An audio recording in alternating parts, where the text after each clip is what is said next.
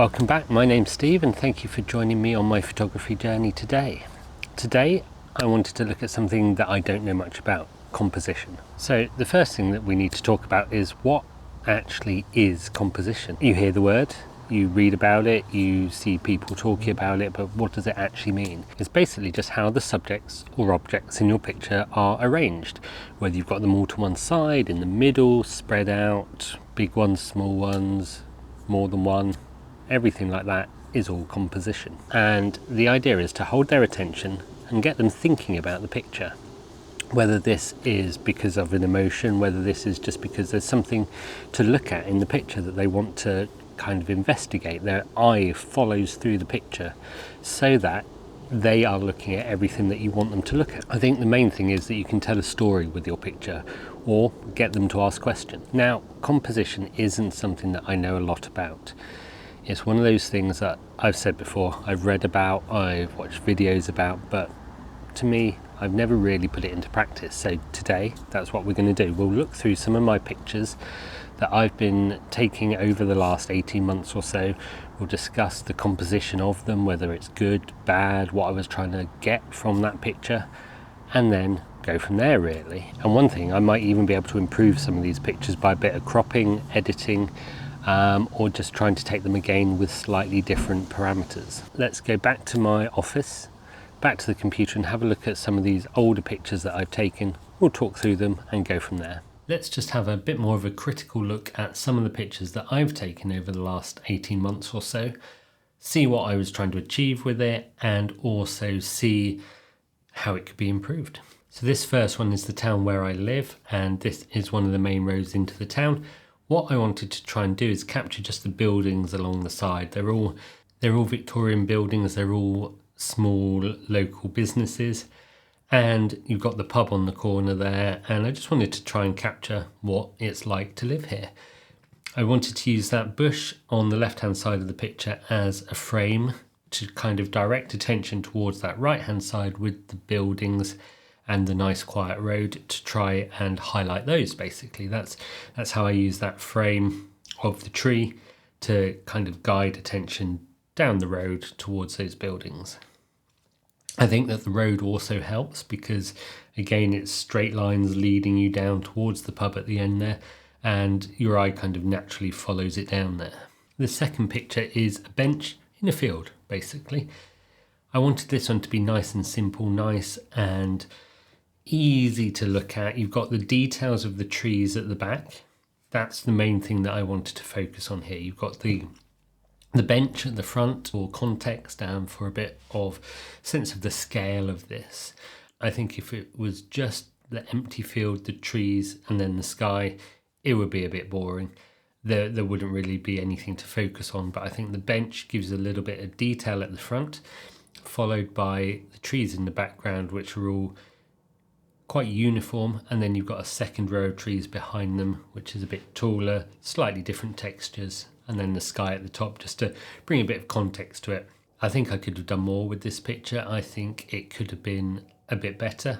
That was what I was going for when I took it. And then this third picture is in the local forest. This is where I quite often walk the dogs, and following the paths, I quite like all the leading lines that are in there. So in this one in particular, you've got the pathway, you've got the fence, and then again, I'm using the trees on the left-hand side as kind of a frame to point your attention towards that clearing at the end where everything's a bit lighter, a little bit greener. I'm not sure how well it works, but that's certainly what I was trying to go for when I took the picture. So what are these actual rules? Are they rules? Are they guidelines? Should you stick to them? Will they definitely make your pictures better? No, they won't.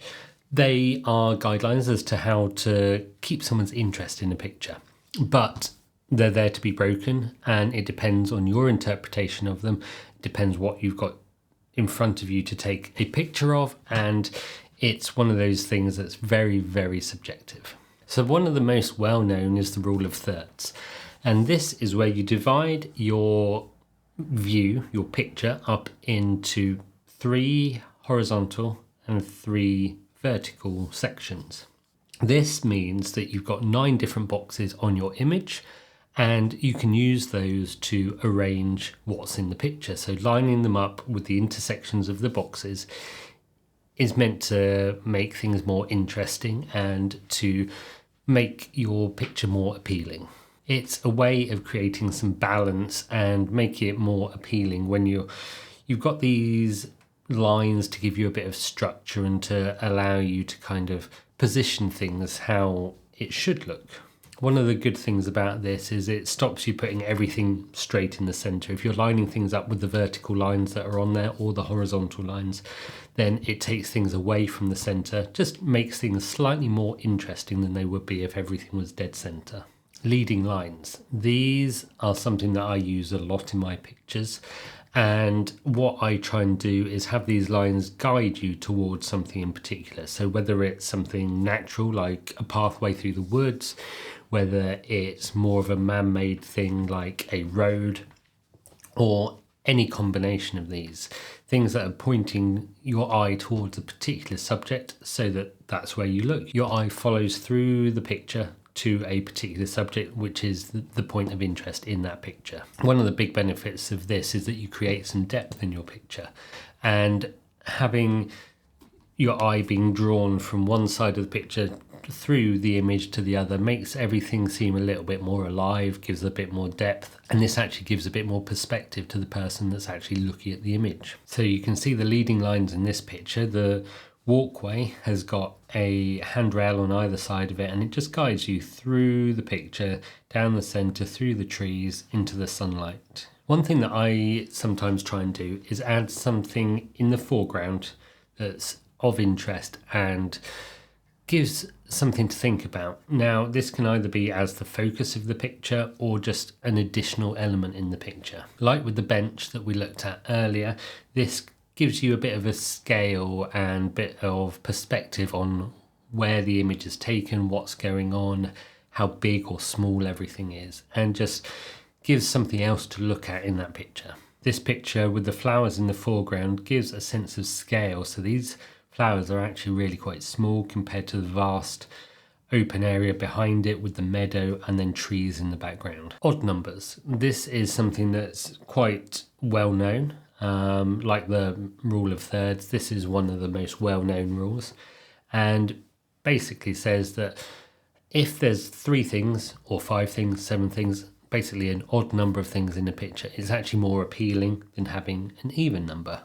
I have no idea why. Things can look a little bit odd if there's an even number in the picture. Don't ask me why. And another one is negative space. And what is negative space?